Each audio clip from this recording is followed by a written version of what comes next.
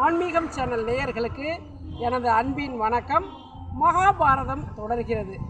ராமாயணம், மகாபாரதம் என்பவை இந்திய நாட்டினுடைய இதிகாசங்கள். இதை வெறும் கதையாக நம்ம பார்க்காம அதில் வரக்கூடிய ஒவ்வொரு கான்செப்ட்லேயும் வரக்கூடிய ஒவ்வொரு பொருள், ஒரு மெயின் ஐடியா அது என்ன அப்படிங்கிறத நம்ம பார்க்கணும். இப்போ நாரதர் ஐவர்களையும் ஒருத்தியை மணந்திருக்காங்க, திரௌபதியை. அவங்க எப்படி வாழ வேண்டும் என்ற வாழ்க்கையை வகுத்து கொடுத்தார். ஆண்டுக்கு ஒருவர் தான் அவளுக்கு மனைவியாக இருக்க வேண்டும் என்று கூறினார்கள். அதை மீறி யாராவது நடந்தால் அவங்க ஸ்தல யாத்திரை, கோயில்களுக்கு யாத்திரை போகணும் அப்படின்னு குறிப்பிட்டிருந்தார்.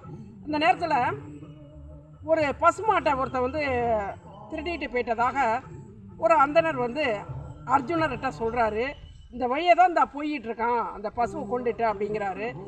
அர்ஜுனர் உடனே தன்னுடைய வில்லை எடுத்து அந்த கல்வனை துரத்திக்கிட்டு ஓடுறாரு. அப்படி ஓடுறப்ப தன்னுடைய தமையன் தர்மரும் திரௌபதியும் அவர்கள் இருவரும் வாழ்ந்து கொண்டிருந்தார்கள்.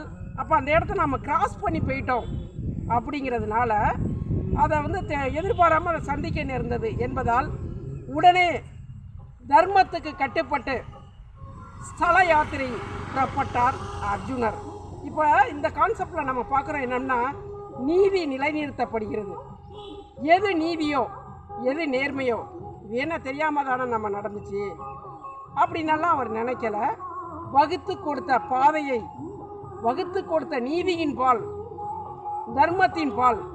சரி, அண்ணா வாழ்ந்துக்கிட்டு இருக்கப்ப நம்ம அந்த இடத்துல குறுக்க போயிட்டோம். அது உண்மைக்கு மாறான விஷயம். நம்ம ஸ்தல யாத்திரை புறப்பட வேண்டும் என்று சொல்லி யாத்திரை பயணத்தை அர்ஜுனர் தொடங்கிவிட்டார். நாளைக்கு நம்ம அடுத்த அத்தியாயத்தை பார்ப்போம். இதில் நீதியும் நேர்மையும் தர்மமும் குறிப்பிடப்பட்டுள்ளது. நன்றி. இதை பார்க்குறவங்க லைக், ஷேர், சப்ஸ்கிரைப் கொடுக்கணும். தேங்க்யூ.